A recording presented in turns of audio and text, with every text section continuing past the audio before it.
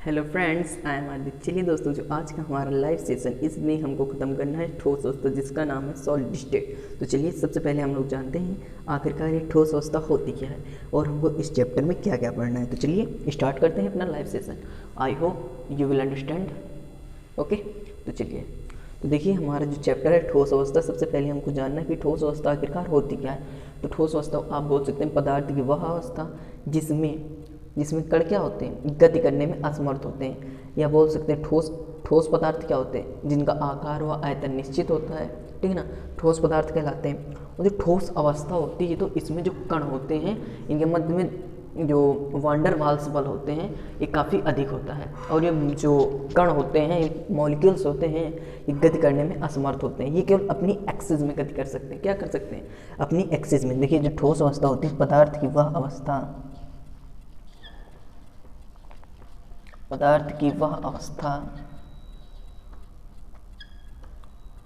जिसमें उपस्थित कण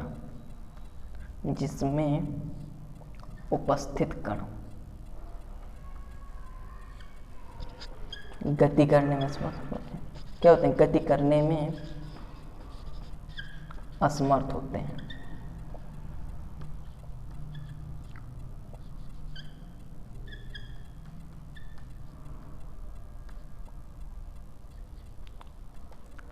वे केवल अपनी अक्ष पर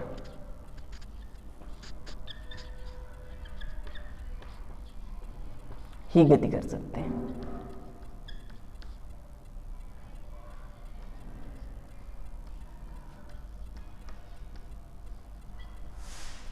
क्या कहलाती है? ठोस अवस्था कहलाती है। क्या कहलाती है? ठोस अवस्था कहलाती है। क्या कहलाती है? ठोस अवस्था। ओके, क्लियर ना? चलिए, ठोस अवस्था कहलाती है। तो ये रही हमारी ठोस अवस्था की परिभाषा। तो देखिए ये दो आप लोगों से कोई नहीं पूछा कि ठोस क्या होते हैं, लेकिन किसी भी चैप्टर को समझने के लिए उसका बेसिक बहुत इंपॉर्टेंट है। तो इसलिए हमने आप लोगों को ये ठोस अवस्था बताई। अब हम लोग समझेंगे इस चैप्टर में आपको पढ़ना क्या क्या है। तो चलिए हम लोग स्टार्ट करते हैं। देखिए चैप्टर का नाम है क्या? ठोस अवस्था। ओके ना? क्या नाम है चैप्टर का नाम? ठोस अवस्था। अब इसको आप एकदम अपने माइंड में ठोस अवस्था चैप्टर है, इसको आप अपने माइंड में एकदम सेट कर लीजिए, क्योंकि अब आप लोगों के माइंड में ये एकदम जमने वाला है, ठीक है ना, बर्फ टूटते रहे। तो चलिए देखिए चैप्टर का नाम है ठोस अवस्था। हम लोग पहले जानते हैं इस चैप्टर में हम लोगों को पढ़ना क्या क्या है। तो देखिए सबसे पहले तो हम पढ़ेंगे ठोस क्या है। तो हमने ठोस जान लिया कि पदार्थ की अवस्था जिसमें उपस्थित सभी कण गति करने में असमर्थ होते हैं, वो केवल अपनी एक्सिस के परितः गति कर सकते हैं। हम लोगों ने समझेंगे क्या है ठोस अवस्था। देखिए हम इसको इतने अच्छे से आपको समझाने वाले हैं कि आप लोग कहेंगे कि नहीं कुछ समझे में आया है, क्योंकि इसमें हम लोग एकदम सब कुछ डिवाइड कर पढ़ने वाले हैं, ठीक है ना। चलिए तो देखिए हम लोग स्टार्ट करते हैं। तो चलिए देखिए ठोस अवस्था, सबसे पहले हम लोगों को एक जो पार्ट पढ़ना है उसमें हम लोगों को ठोस के बारे में ही पूरा पढ़ना है। दूसरे में हम लोग उसके फॉल्ट समझेंगे, एंड थर्ड में हम क्या समझेंगे? संकुलन प्रभाव समझेंगे। ओके, तो सबसे पहले हम लोग समझते हैं ठोस। तो ठोस अवस्था जो होती है, ये जो ठोस पदार्थ होते हैं वो दो प्रकार के होते हैं। कितने प्रकार के होते हैं? दो प्रकार के होते हैं। फर्स्ट इज क्रिस्टलीय ठोस। देखिए बस केवल ध्यान से आप देखते जाइए, एकदम अभी मक्खन होने वाला है चैप्टर। क्रिस्टलीय ठोस, आप कहेंगे कि नहीं सर कुछ समझ में आया हमारे। क्रिस्टलीय ठोस, ठीक है ना। इस चैप्टर में सबसे पहले हम लोग पढ़ेंगे ठोस अवस्था की परिभाषा, और उसके बाद में क्या पढ़ने वाले? क्रिस्टलीय ठोस पढ़ने वाले। फिर सेकंड पार्ट में हम इसी के पढ़ेंगे अक्रिस्टलीय ठोस। क्या पढ़ेंगे? अक्रिस्टलीय ठोस। क्या पढ़ेंगे? अक्रिस्टलीय ठोस। इनकी जो कुछ विशेषताएं हैं वो जानेंगे हम, तो इन्हीं के अंतर्गत वो भी आ जाएंगे, ठीक। अब हम लोग समझेंगे इसके बाद में क्रिस्टलीय ठोस की, जो क्रिस्टलीय ठोस के प्रकार हैं वो समझेंगे। तो क्रिस्टलीय ठोस चार प्रकार के होते हैं। फर्स्ट इज आयनिक ठोस।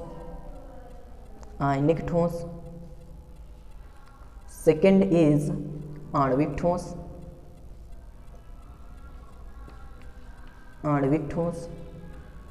थर्ड इज धात्विक ठोस।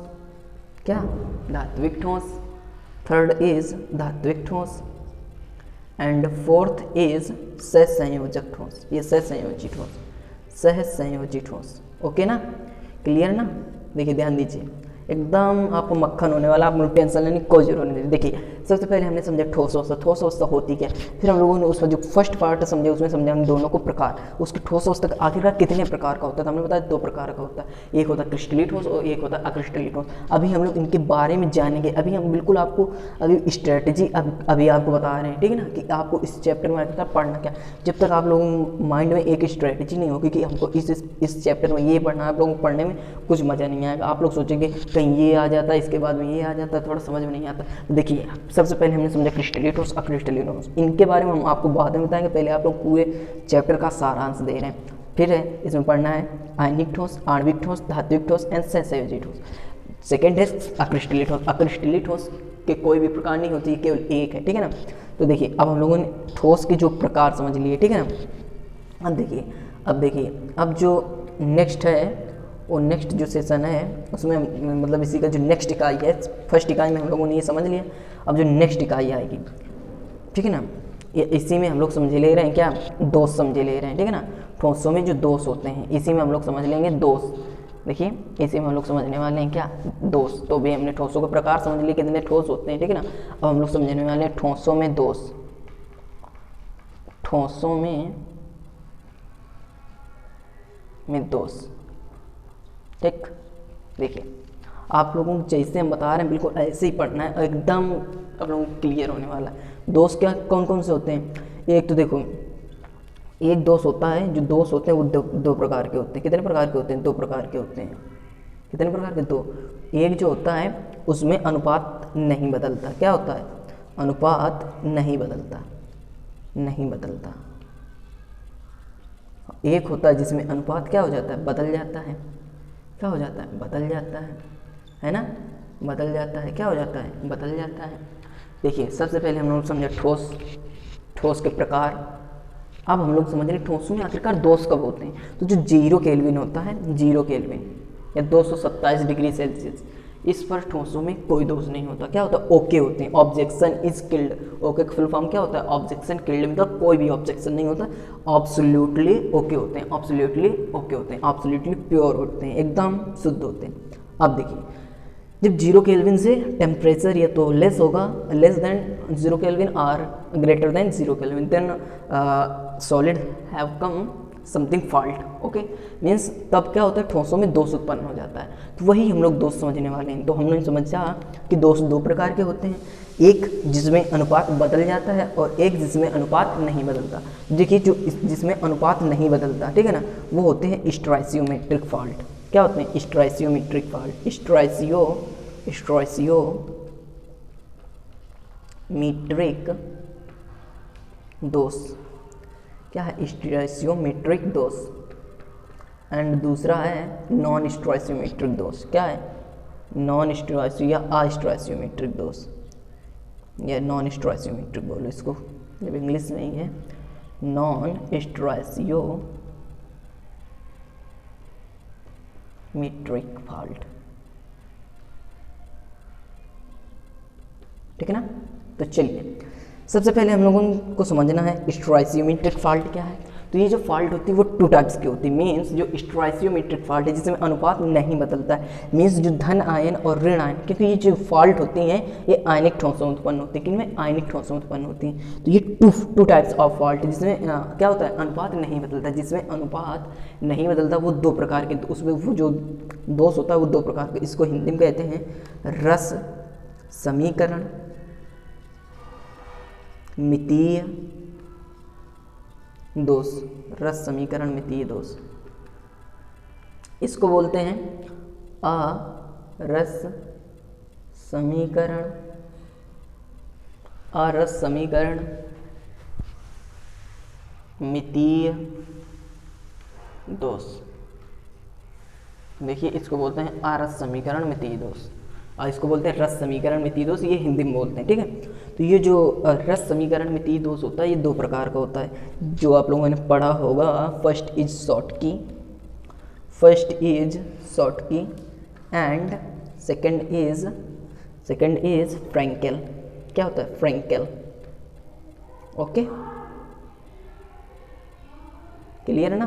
दूसरा समीकरण में 3 दोष होते हैं, वो 2 प्रकार के होते हैं। First is Schottky and second is Frenkel. अब हम लोग समझेंगे आरस समीकरण में 3 दोष कितने प्रकार के होते हैं। तो देखिए जो आरस समीकरण में 3 दोष होते हैं वो 3 प्रकार के होते हैं। चलिए हम इसको ऊपर बताए दे रहे हैं।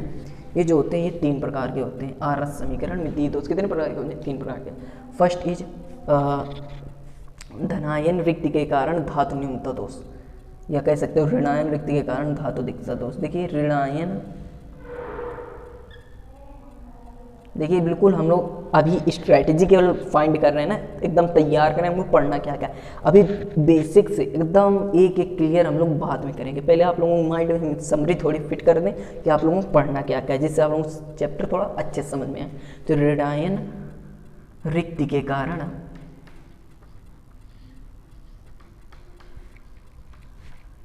दिख रहा है ना, ऋणायन रिक्ति के कारण धातु अधिकता दोष। क्या? धातु अधिकता दोष, अधिकता दोष, ठीक। ऋणायन रिक्ति के कारण धातु अधिकता दोष। अब देखिए जो नेक्स्ट है वो है धातु न्यूनता के कारण, या धनायन रिक्ति के कारण, धनायन रिक्ति के कारण। अरे यार लिख जाओ सही से, धनायन रिक्ति के कारण। बताइए जब धनायन रिक्ति होगी तो क्या हो जाएगा? धातु न्यूनता हो जाएगी, धातु। चलिए तो देखिए धनायन रिक्ति के कारण धातु अधिकता दोष। देखिए जब धनायन की रिक्त होगी तो क्या होगा? धातु अधिकता दोष होगा। चलिए तो हम लोग अब इसके आगे समझते हैं। जो है हमारा क्या है? ऋणायन रिक्ति के कारण धातु अधिकता दोष, और दूसरा था जो हमारा धनायन रिक्ति के कारण धातु अधिकता दोष। अब हम लोग समझेंगे कि धनायनों की अधिकता के कारण, क्या? धनायनों की अधिकता के कारण धातु अधिकता दोष। ये हमारा तीसरा होगा, मतलब जो नॉन स्टोइसियोमेट्रिक का है वो होगा हमारा तीसरा। क्या होगा? थर्ड वॉज धनायनों की अधिकता के कारण, धनायनों की अधिकता के कारण, अधिकता के कारण धातु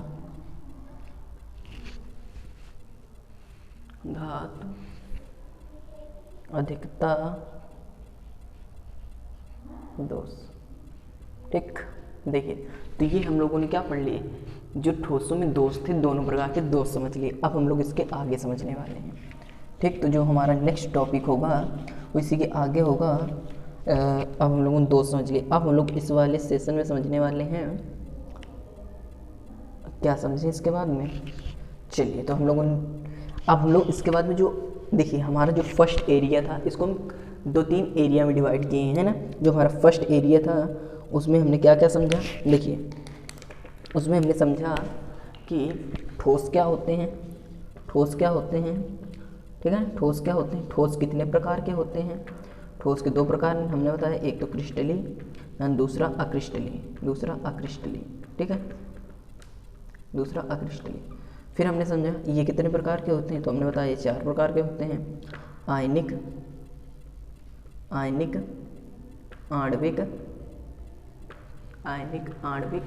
एंड धात्विक एंड सहसंयोजी, ठीक है ना, सहसंयोजी। इसके बाद हमने पढ़ा अक्रिस्टली में हमको कुछ नहीं पढ़ना था, है ना। फिर हम लोगों ने समझा इसके बाद में इनमें दोष, तो 0 केल्विन पर इनमें क्या होता है? 0 केल्विन पर इन पर कोई दोष नहीं होता। दोष 2 प्रकार के होते हैं, अनुपात बदलने वाले, अनुपात जिसमें बदलता है, और एक में अनुपात क्या होता है? नहीं बदलता है। क्या होता है? एक में अनुपात नहीं बदलता है। क्या होता है? नहीं बदलता है, ठीक। तो इसमें जो पढ़े थे हमने, तो शॉर्टकी एंड फ्रैंकेल, क्या पढ़े थे? 2 पढ़े थे ना, फ्रैंकेल, ठीक। अब हम लोगों को जो पढ़ना है और जिनमें अनुपात बदल जाता है वो भी 3 पढ़े थे, ठीक है।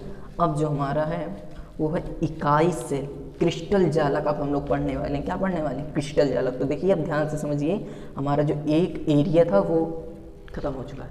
अब हम लोग दूसरे एरिया में क्या कर रहे हैं? एंटर कर रहे हैं। देखिए तो जो हम समझने वाले हैं वो समझने वाले हैं क्रिस्टल जालक। आखिर क्रिस्टल जालक होते क्या हैं, ये क्या होते हैं, इकाई सेल क्या होते हैं, ओके ना। तो ये जो डाउट है बिल्कुल अभी क्लियर होने वाले हैं। तो देखिए हम लोग शुरू करते हैं, क्या क्रिस्टल जालक। देखिए क्रिस्टल जालक है ना, क्रिस्टल जालक एंड इकाई सेल, ठीक ना, क्रिस्टल जालक एंड इकाई सेल।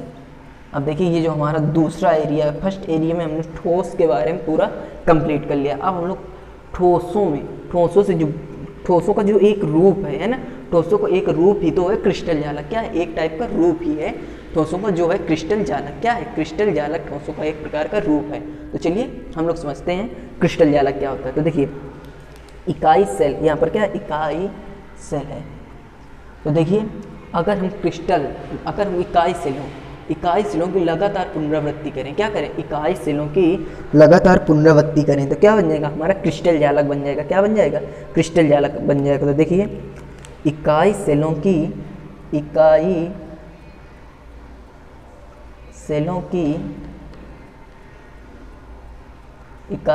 की पुनरावृत्ति से, किससे? पुनरावृत्ति से इकाई सेलों की पुनरावृत्ति से बनने वाली संरचना क्या? बनने वाली संरचना क्या कहलाती है? क्रिस्टल जालक कहलाती है। क्या कहलाती है? क्रिस्टल जालक कहलाती है।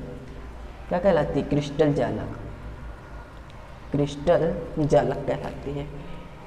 कहलाती है। तो देखिए फिर से एक बार समझ लेते हैं हम लोग।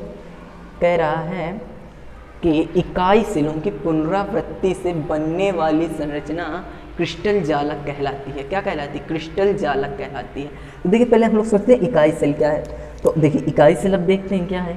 इकाई सेल ये समझते हैं क्या है। देखिए हमने बताया कि क्रिस्टल जालक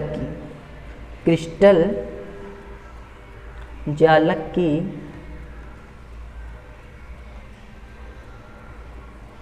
सबसे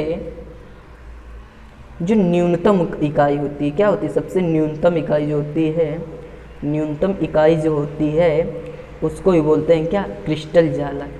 क्या बोलते हैं उसे? क्रिस्टल जालक बोलते हैं। क्या बोलते हैं? क्रिस्टल जालक बोलते हैं।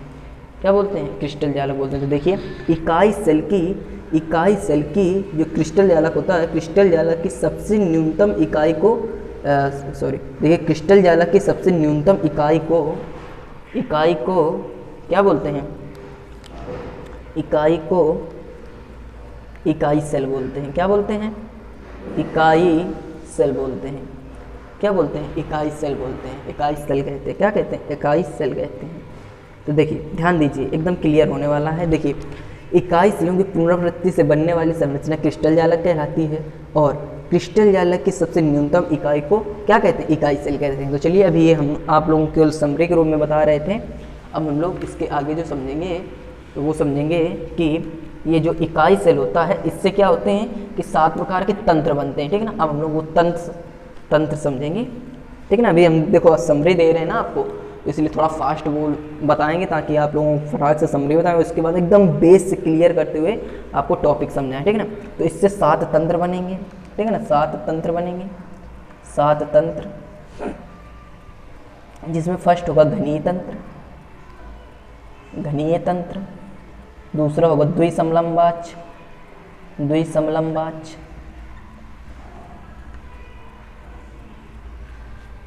ठीक है ना।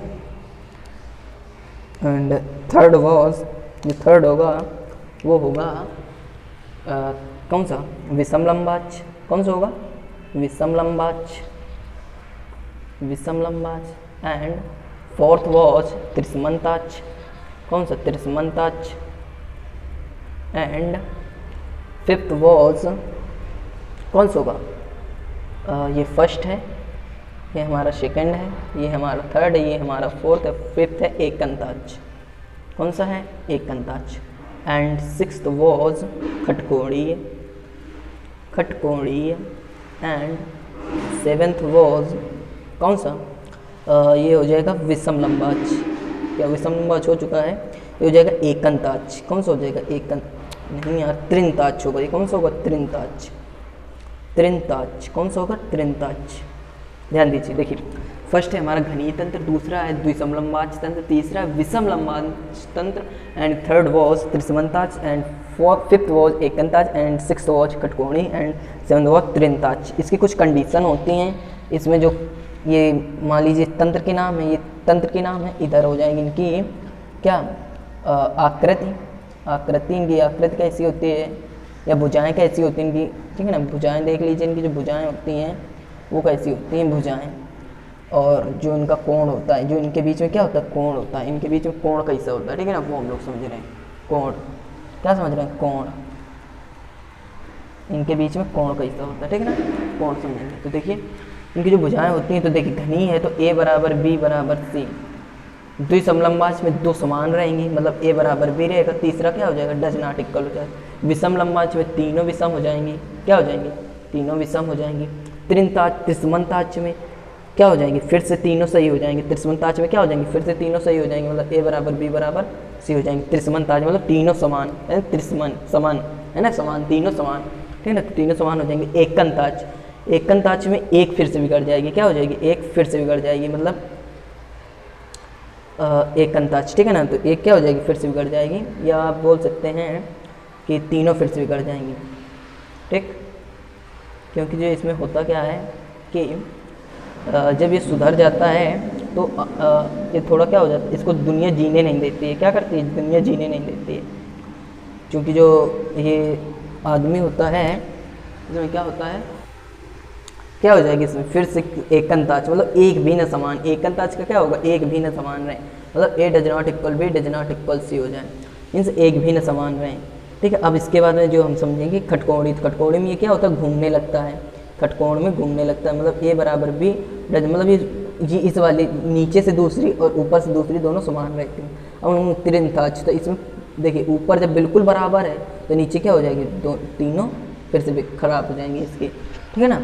अब देखिए हम उसको कोण समझेंगे, तो कोण जो होते हैं वो पहले अल्फ़ा बराबर बीटा बराबर गामा बराबर 90 डिग्री क्या होते हैं, अल्फ़ा बराबर बीटा बराबर गामा बराबर 90 डिग्री। दिख नहीं रहा है ना, चलिए देखिए हम थोड़ा इधर से लिख के दे रहे हैं। अल्फ़ा बराबर बीटा बराबर गामा बराबर 90 डिग्री। इसमें भी क्या होगा, अल्फ़ा बराबर बीटा बराबर गामा बराबर 90 डिग्री। इसमें भी क्या होगा, अल्फ़ा बराबर बीटा बराबर गामा बराबर 90 डिग्री। इसमें क्या होगा, अल्फ़ा बराबर बीटा बराबर gamma does not equal to 90 degree. इसमें क्या होगा, अल्फ़ा बराबर गामा बराबर 90 डिग्री, बट जो बीटा होती है does not equal to 120 degree, ठीक है ना।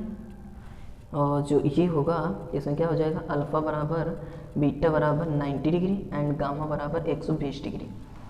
एंड जो इसमें होगा तो alpha does not equal beta does not equal gamma does not equal to 90 degree, ठीक है ना। तो इस प्रकार ये हमारे क्या हो जाएंगे तंत्र। देखिए फिर से ध्यान दीजिए, फर्स्ट तंत्र हमारा घनीय तंत्र, द्विसमलंबाच, जैसे कि नाम से क्लियर द्विसमलंबाच, इसमें दो समान रहेंगे, और जो एक होगी वो क्या हो जाएगी, बिगड़ जाएगी। विषमलंबाच में तीनों बिगड़ जाएंगी। त्रिसमंताच में ये तीनों समान हो जाएंगे। एकंताच में केवल एक भी समान नहीं रहेगी, क्या होंगे, एक भी समान नहीं होंगी, एक भी समान नहीं रहेंगी। खटकोणी जो होती है तो नीचे से दूसरी है तो ऊपर से दूसरी की कंडीशन फॉलो करती है, और जैसे ऊपर आपने देखा तीनों समान है तो नीचे क्या हो गए, तीनों बिगड़ गई है ना। तो देखिए इस प्रकार हम लोग तंत्र खत्म कर लिए। अब देखिए हम लोग इसके आगे समझने वाले हैं। 7 तंत्र हो गए हमारे, ठीक। अब देखिए जो हमको आगे समझना है, ये देखिए हम लोगों ने तंत्र खत्म कर लिए, ठीक है। अब जो आएगा हमारा वो आएगा संकुलन प्रभाज, ठीक है ना। क्या आएगा, संकुलन प्रभाज, संकुलन प्रभाज, संकुलन प्रभाज। तो इसमें कुछ नहीं, संकुलन प्रभाज होता क्या है कि किसी क्रिस्टल जालक में कणों द्वारा आवृत स्थान क्या कहलाता है, संकुलन प्रभाज कहलाता है। किसी क्रिस्टल जालक में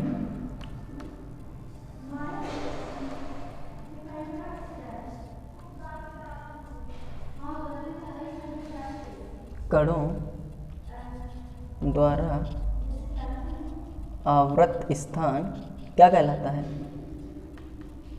क्रिस्टल जाल वो संकुलन प्रभाज। संकुलन प्रभाज कहलाता है। ठीक, ओके। अब देखिए जो संकुलन प्रभाज होता है उसमें हमको पढ़ना है घनीय तंत्र का संकुलन प्रभाज, घनीय तंत्र का। ठीक, दूसरा पढ़ना है फलक केंद्रित का, फलक केंद्रित का। और तीसरा पढ़ना है हमको किसका, अंत केंद्रित का।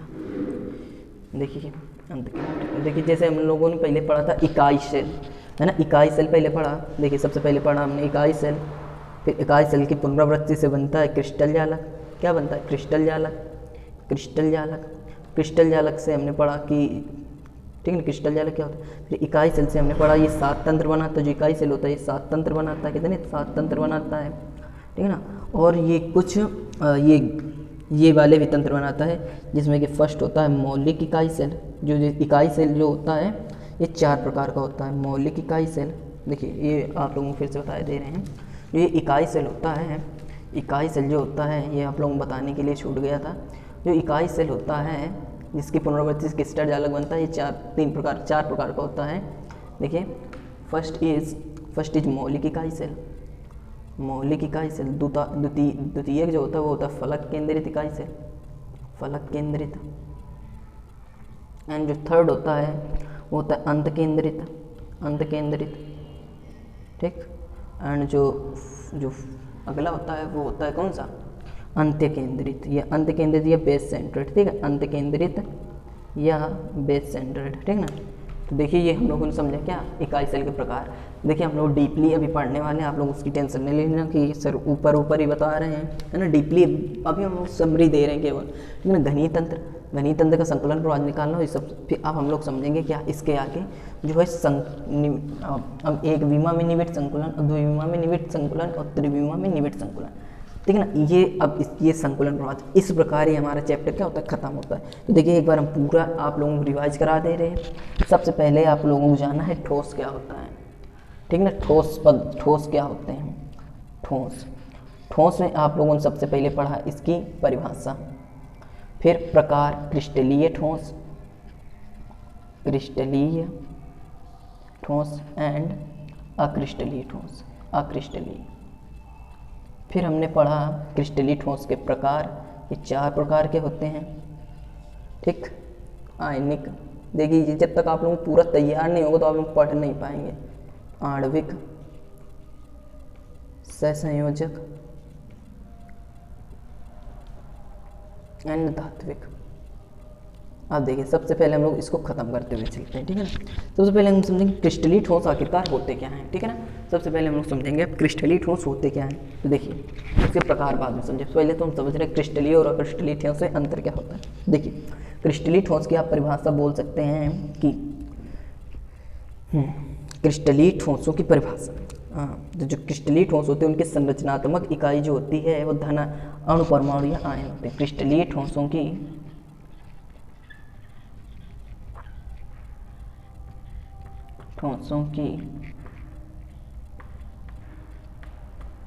संरचनात्मक इकाई धनायन, ये बोल सकते हैं अणु परमाणु या आयन होते हैं। अणु परमाणु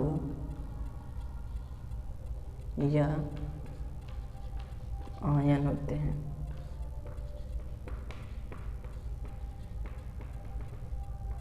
क्या होते हैं, अणु परमाणु या आयन होते हैं। ठीक, तो ये क्या होते हैं, क्रिस्टलीय ठोस की परिभाषा होती है। और जो इनमें जो अणुओं की जो व्यवस्था होती है वो ये क्या है, जो अणुओं की ज्यामितीय व्यवस्था होती है, अणुओं की, अणु परमाणु या आयनों की, या बोल सकते सीधे आप कण, ठीक है ना। कणों की ज्यामितीय व्यवस्था सुनिश्चित होती है। कणों की ज्यामितीय व्यवस्था कैसी होती है, सुनिश्चित होती है। कैसी होती है, सुनिश्चित होती है, सुनिश्चित होती है, ठीक है ना। कैसी होती है, सुनिश्चित होती है। अब हम लोग इसके समझने वाले हैं कुछ विशेषताएं। तो फर्स्ट विशेषताएं समझने वाले हैं, क्या समझने वाले हैं, विशेषताएं।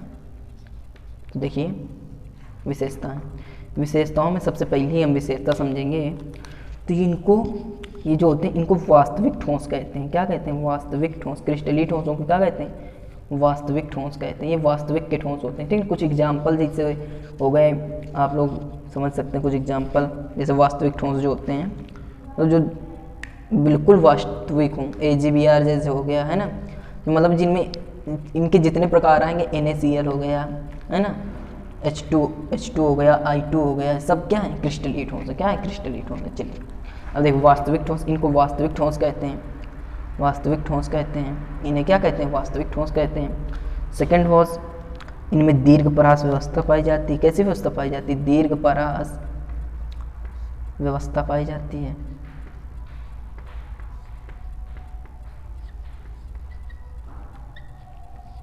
एंड जो थर्ड है वो क्या है, इन्हें चाकू से काटने पर कट जाते हैं, इन्हें चाकू से काटने पर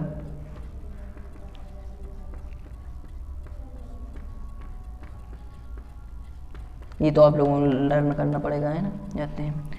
फोर्थ इज, ये विषमदैशिक होते हैं। कैसे होते हैं, ये विषमदैशिक होते हैं, विषमदैशिकता प्रदर्शित करते हैं। कैसे होते हैं, विषमदैशिक होते हैं, ठीक। एंड फिफ्थ है, ये असंपीड्य होते हैं। कैसे होते हैं, असंपीड्य होते हैं, असंपीड्य होते हैं। अब देखिए, जो आप लोगों को अगर किनके जो अक्रिस्टलीय ठोसों के जो बताना है, तो आप सिंपल सा बोल सकते हैं कि क्रिस्टलीय ठोसों की संरचनात्मक इकाई अणु, परमाणु या आयन होते हैं। कणों की ज्यामितीय व्यवस्था सुनिश्चित होती है। ये किसमें होती है, क्रिस्टलीय ठोसों में होती है। अगर हम यहीं पर बात करें अक्रिस्टलीय ठोसों की, तो अक्रिस्टलीय ठोसों की संरचनात्मक इकाई क्या, संरचनात्मक इकाई अणु, परमाणु या आयन होते हैं, किंतु इनमें जो कणों की ज्यामितीय व्यवस्था होती है वो सुनिश्चित नहीं होती है। क्या हो जाएगा, बस इधर अक्रिस्टलीय लगा देंगे। अक्रिस्टलीय ठोसों की संरचना में अणु, परमाणु या कणों की ज्यामितीय व्यवस्था सुनिश्चित नहीं होती है। बस अक्रिस्टलीय ठोस की परिभाषा हो गई, ठीक। अब जो इसमें व्यवस्था, अब जो ये जो विशेषता है इसकी जस्ट अपोजिट, इन्हें आभासी ठोस कहते हैं। कैसा ठोस कहते हैं, आभासी ठोस कहते हैं, इन्हें आभासी ठोस कहते हैं, ठीक है ना। इनमें लघु परास व्यवस्था पाई जाती है। कैसी परास व्यवस्था पाई जाती है, लघु परास व्यवस्था पाई जाती है। इन्हें चाकू से काटने पर नहीं कटते हैं। क्या होते हैं, नहीं काट, इन्हें चाकू से काटने पर कट जाते हैं। तो इन्हें चाकू से काटने पर, इन्हें चाकू से काटने पर नहीं कटते हैं। क्या होते हैं, नहीं कटते हैं, ठीक है ना, नहीं कट जाते हैं, नहीं कटते हैं। आप ऐसे बोल सकते हैं, नहीं कटते हैं, ठीक है ना, नहीं कटते हैं। ये समदैशिकता प्रदर्शित करते हैं। क्या प्रदर्शित करते हैं, समदैशिकता प्रदर्शित करते हैं। ये कैसे होते हैं, समदैशिक होते हैं, ठीक। ये असंपीड्य नहीं होते हैं, ठीक है ना। क्या होते हैं, असंपीड्य नहीं होते हैं, ये असंपीड्य नहीं होते हैं। Okay, clear. अब देखिए, जल्दी से देखिए, फटाक से निपटा रहे हैं। ये तो होगा क्रिस्टलीय ठोसों की विशेषताएं, और ये अब हम लोग समझने वाले हैं क्रिस्टलीय ठोसों के प्रकार। क्रिस्टलीय ठोसों के प्रकार क्या समझने वाले हैं, क्रिस्टलीय ठोसों के प्रकार, ओके ना। तो देखिए, क्रिस्टलीय ठोस जैसे कि हमने आपको बताया था 4 प्रकार के होते हैं। आयनिक ठोस, आयनिक ठोस, सेकंड इज आणविक ठोस, आणविक ठोस, एंड थर्ड इज धात्विक ठोस, धात्विक ठोस, एंड फोर्थ इज सहसंयोजी ठोस, सहसंयोजी ठोस। तो देखिए, हम लोग समझते हैं कि आयनिक ठोस क्या होते हैं, ठीक है ना। आयनिक ठोस क्या होते हैं, तो सबसे पहले खत्म करते हैं हम लोग आयनिक ठोस, ठीक है ना। आयनिक ठोसों की, आयनिक ठोसों की, ठोसों की संरचनात्मक इकाई, नात्मक इकाई क्या होते हैं, आयन होते हैं। क्या होते हैं, आयन होते हैं। जैसे आयनिक ठोस तो क्या होंगे, आयन ही तो होंगे। संरचनात्मक इकाई, उनको संरचना प्रदान करने वाले क्या होते हैं, आयन होते हैं। क्या होते हैं, आयन होते हैं। ये आयनिक ठोस की परिभाषा, ठीक है, आयन होते हैं। अब हम लोग समझेंगे कुछ इनकी विशेषताएं, मीन्स इनके बीच देखेंगे बल कैसा लगता है ना, बल सबसे पहले हम लोग जानेंगे। तो देखिए, जैसे कि आयनिक ठोस, इनके बीच में बल कौन सा लगेगा, आयनिक बल, इनके बीच में आयनिक बल लगता है। कौन सा? आयनिक बल। सेकंड इनका समझेंगे गलनांक, ठीक है ना, गलनांक। सेकंड है इनका गलनांक। गलनांक कैसा होता है? इनका उच्च होता है। गलनांक कैसा होता है? उच्च होता है। थर्ड नंबर समझेंगे इनकी चालकता। तो ये क्या होते हैं? गलित अवस्था में विद्युत के सुचालक और गलित अवस्था में सुचालक, और ठोस अवस्था में क्या होते हैं? गलित। क्या लिख दिया? गलित अवस्था में विद्युत के सुचालक के चालक, और ठोस अवस्था में विद्युत के क्या होते हैं? कुचालक होते हैं। अब देखिए फोर्थ है ध्रुवीयता या विलेयता। विलेयता, तो ध्रुवीय विलायकों में विलेय, अध्रुवीय विलायकों में अविलेय होते हैं। कैसे होते हैं? ध्रुवीय विलायकों में विलेय और अध्रुवीय विलायकों में अविलेय होते हैं। क्या होते हैं? अविलेय होते हैं। विलायकों में क्या होते हैं? अविलेय होते हैं। चलिए ओके, अब देखिए ये हम लोगों ने समझ लिया क्या? आयनिक ठोस। आयनिक ठोस की देखिए परिभाषा क्या होती है कि आयनिक ठोस वे ठोस होते हैं जिनकी संरचनात्मक इकाई क्या होते हैं? आयन होते हैं। इनके मध्य में जो आयनिक बल होता है, गलनांक उच्च होता है, गलित अवस्था में विद्युत के सुचालक एंड ठोस अवस्था में विद्युत के कुचालक होते हैं। अब हम लोग समझेंगे आणविक ठोस। उदाहरण के लिए आप NaCl हो गया है ना, AgBr हो गया आपका, ठीक है ना, जो आयन है ना, तो ये हो जाते हैं आयनिक ठोस, ठीक है ना। अब हम लोग समझेंगे नेक्स्ट जो कि है आणविक ठोस, ठीक है ना। क्या है? आणविक ठोस। सेकंड इज आणविक ठोस। क्या है हमारा? आणविक ठोस। आणविक ठोस। आणविक ठोस क्या होते हैं? वे पदार्थ या वे ठोस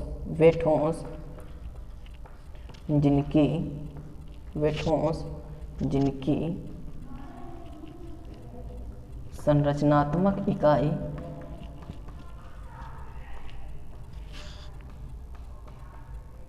क्या होती है?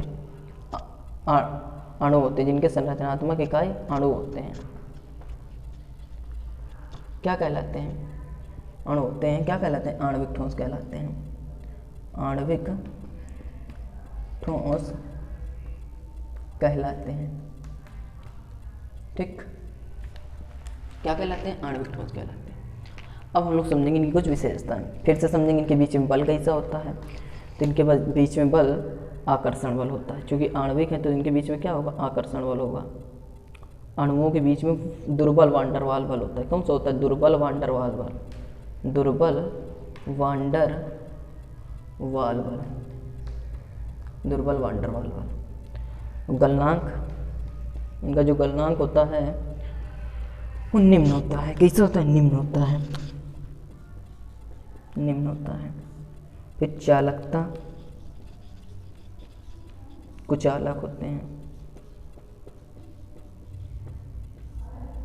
फिर हम लोग समझने वाले हैं इसके बाद में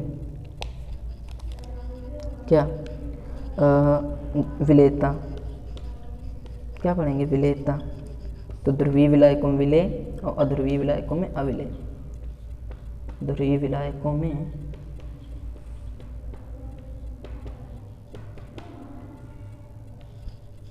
या आप इसको डायरेक्ट बोल सकते हैं अविलेय होते हैं। क्योंकि जो अणु होते हैं सीधे आयन तो बनाते नहीं, इसलिए क्या होते हैं? अविलेय होते हैं, ठीक। तो ये रहे हमारे क्या? आणविक ठोस, ठीक है ना। अब हम लोग समझने वाले हैं क्या?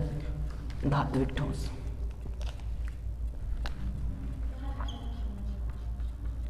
धात्विक ठोस। तो देखिए जो धात्विक ठोस होते हैं वो क्या होते हैं कि इनकी जो संरचनात्मक इकाई होती है धात्विक ठोस, क्या कह सकते हैं? वे ठोस जिनकी क्या? संरचनात्मक इकाई। क्या? संरचनात्मक इकाई, जिनके संरचनात्मक इकाई क्या होते हैं? धातुएं होती हैं। गतिशील इलेक्ट्रॉन, गतिशील धनायन होते हैं। गतिशील धनायन होते हैं। गतिशील धनायन होते हैं। क्या कहलाते हैं? धात्विक ठोस कहलाते हैं। क्या कहलाते हैं? धात्विक ठोस कहलाते हैं। अब हम लोग इनके बीच में बल समझेंगे, तो इनके बीच में बल आकर्षण बल होता है। कौन सा बल होता है? आकर्षण बल होता है। और गलनांक कैसे होता है? उच्च होता है। गलनांक कैसे होता है? उच्च होता है। इनका गलनांक उच्च होता है। इसके बाद में जो समझेंगे इनके बीच में चालकता कैसी होती है, तो ये कुछ जो कि धातुएं तो इनकी आघातवर्धनीय तन्यता होती है, इसलिए क्या होते हैं? सुचालक होते हैं, तार वगैरह बनाए जाते हैं ना। और जो विलेयता होती है तो ये अविलेय होते हैं। क्या होते हैं? विलेयता होती है तो ये अविलेय होते हैं। ठीक है, उदाहरण में आप धातुओं का नाम, किसी भी धातु का नाम दे सकते हैं। अब हम लोग समझेंगे सहसंयोजक ठोस। कौन सा समझेंगे? सहसंयोजक ठोस। सहसंयोजक ठोस। सहसंयोजक ठोस। अब देखिए सहसंयोजक ठोस क्या है। देखिए तो सहसंयोजक ठोस वे ठोस होते हैं जिनकी संरचनात्मक